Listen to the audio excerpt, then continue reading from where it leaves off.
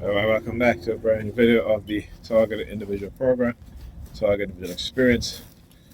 Yeah, right. Got in the house, of course, NY Predators Department. Started using the sirens.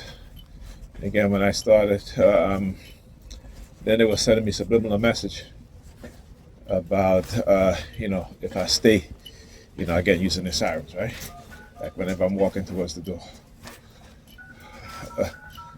All right, walking inside the apartment, they will immediately start using the sirens again. And why is that? Because again, Pam, watching the kids tonight, which means I will not be going home. But what they want to do, again, they're going to increase the noise attacks to try to get me to leave, right? So I can leave the kids there by themselves. Now, they've done this so many times in the past and it never works.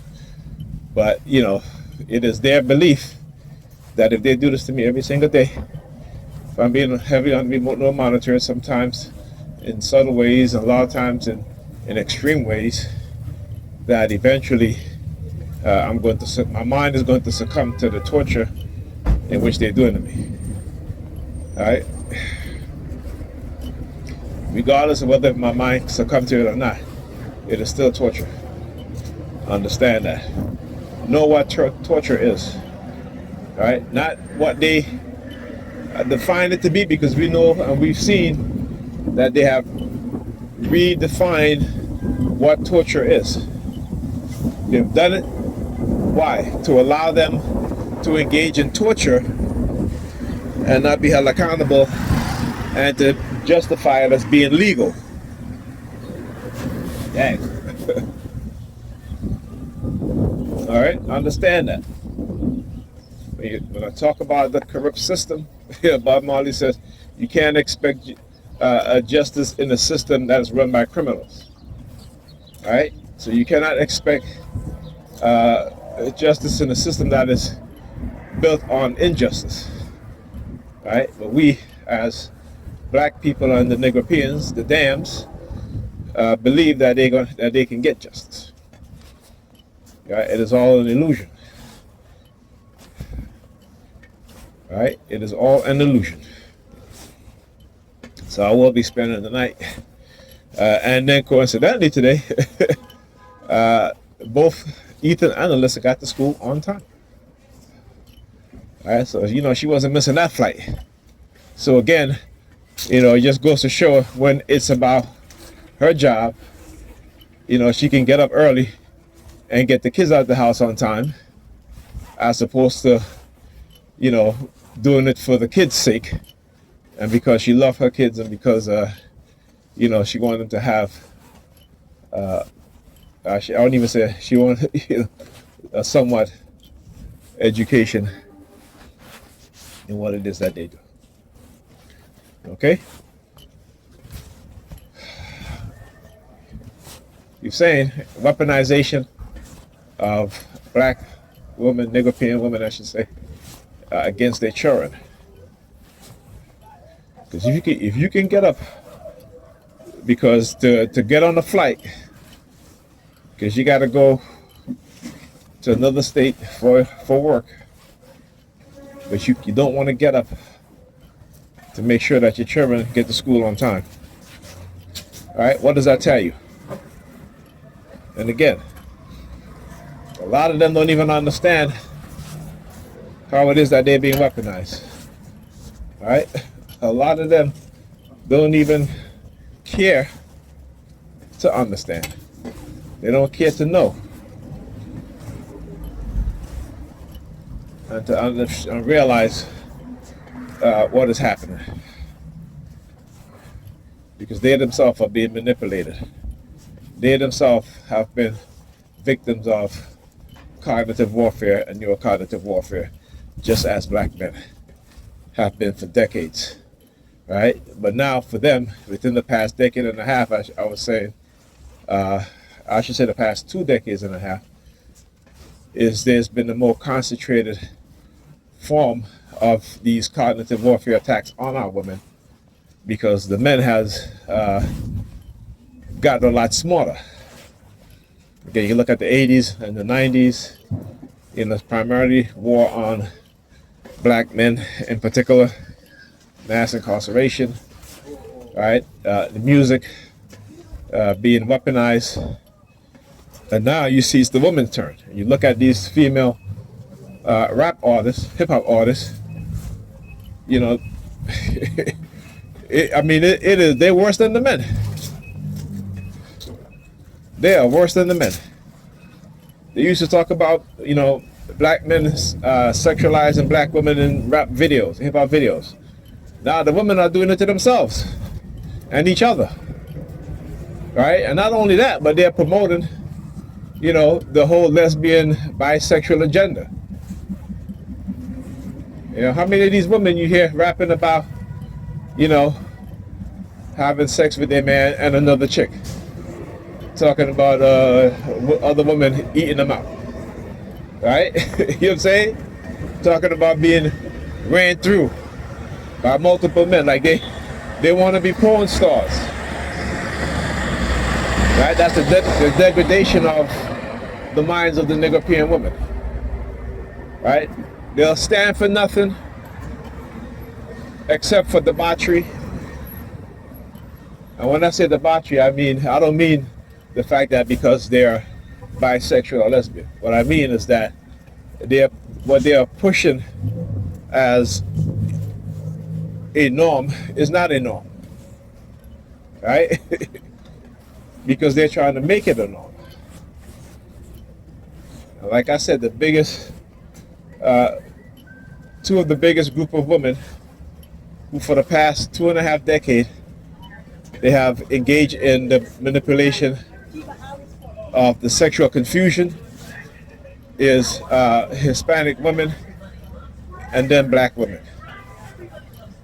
Understand that, right? It is a perpetrated agenda by the white supremacists to decrease our population, both groups, here in the United States.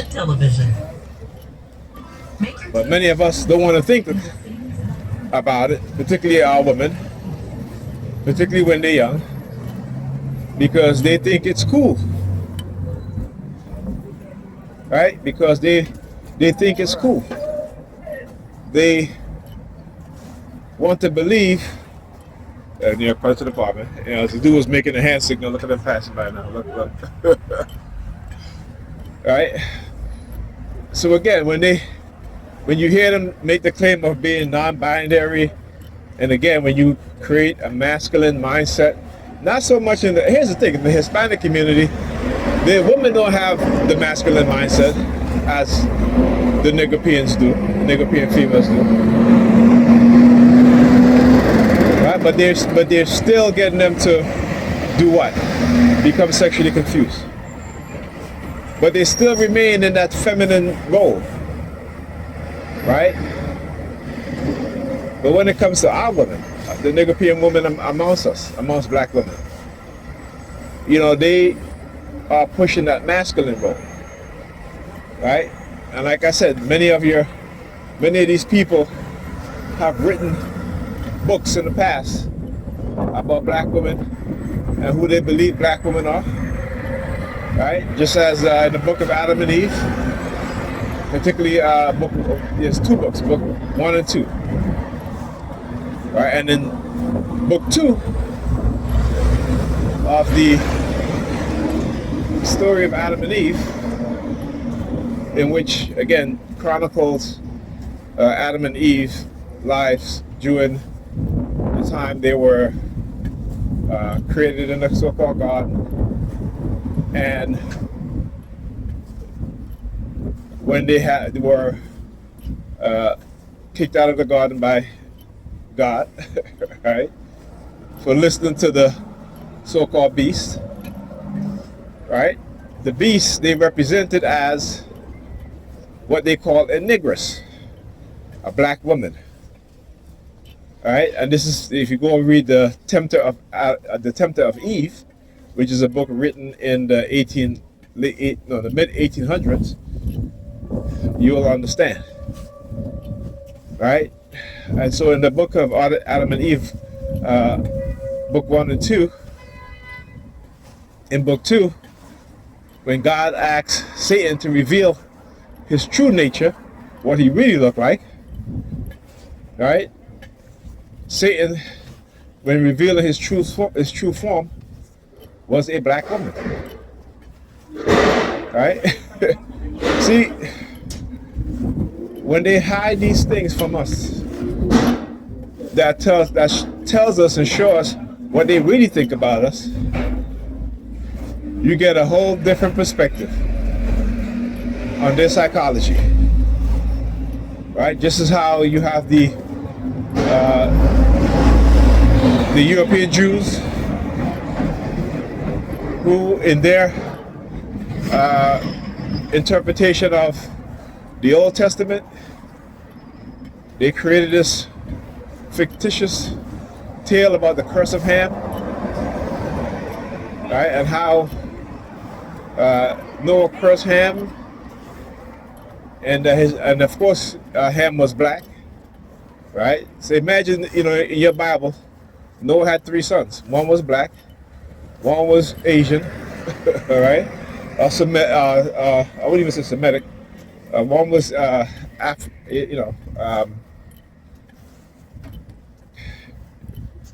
Afro-Asian, and the other was European, right? And so what did he say? That Ham's son, Canaan, will become a slave to his 2 brothers.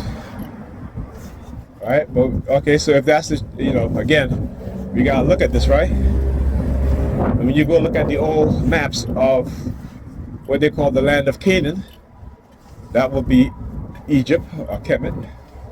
That would be what we call Israel today, Jerusalem. Right? Again, all part of North Africa. Right? So even in their own Bible, it tells you who these people are. So there's no way these European Jews can claim any sort of ancestry of being descendants of the people who live in those areas at that time. There's no way. But again, because Nigerians don't know history, they have never studied the ancient people who call themselves, and again, it's not Judea, it's Judea, right, with a Y. Not with a J. The J was invented in the early 1500s. So, Judea, right? If you take the J and replace it with a Y, you will understand that, again, that is the proper pronunciation. Right?